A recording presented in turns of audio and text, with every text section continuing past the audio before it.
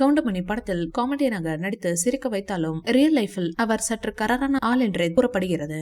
அவருடன் துணை கதாபாத்திரங்களில் நடித்த சக நடிகர்கள் பலர் கவுண்டமணியின் உண்மை முகமே வேறு என யூடியூபில் தொடர்ந்து பேட்டியளித்து வருகின்றனர். ஆனால் இது எல்லாம் பொருட்படுத்தாத கவுண்டமணி சார் சினிமாவில் தற்போது செம பிஸியாக நடித்து வருகிறார். அவர் கைவசம் ஜனநாயகன் போன்ற படங்கள் உள்ளன.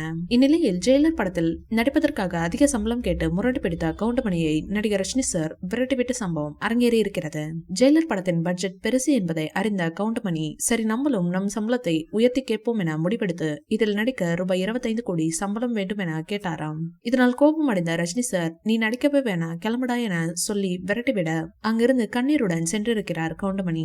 இதை பார்த்த தயாரிப்பாளர் கலாநிதி மாறன் என்னப்பா ஆச்சுன்னு கவுண்டமணியிடம் கேட்டுள்ளார். அவரும் என்ன நடந்தது என்பதை கூறியிருக்கிறார். பின்னர் கவுண்டமணி கேட்ட 25 கோடி சம்பளத்தை கொடுத்து அவரை ஆறுதல் படுத்திய கலாநிதி மாறன் சம்பள விஷயத்தை என்கிட்ட கேட்காம அவர்கிட்ட ஏன்பா கேட்ட, இனி என்னிடமே கேள் என்று ஆறுதல் சொல்லி அனுப்பி வைத்தாராம். இருந்தாலும் நெல்சன் இந்த படத்தில் கவுண்டமணியை தூக்கிவிட்டாராம். பல மாதங்களாக தீவிரமாக நடைபெற்று வந்த கூலி திரைப்படத்தின் முக்கிய காட்சிகள் அனைத்தும் தற்போது முடிவடைந்து விட்டதாக சமூக ஊடகங்களில் தகவல்கள் வெளியாகி உள்ளன. இதை கொண்டாடும் விதமாக படக்குழுவினர் கேக் வெட்டி மகிழ்ச்சியை வெளிப்படுத்தி உள்ளனர். இந்த நிகழ்வில் சூப்பர் ஸ்டார் ரஜினி சார், இயக்குனர் லோகேஷ் கனகராஜ், தயாரிப்பாளர்கள் மற்றும் படக்குழுவினர் அனைவரும் இணைந்து கொண்டாடி உள்ளனர். படப்பிடிப்பு முடிந்ததையொட்டி படக்குழுவினர் எடுத்த புகைப்படங்கள் தற்போது இணையத்தில் வைரலாகி வருகிறது.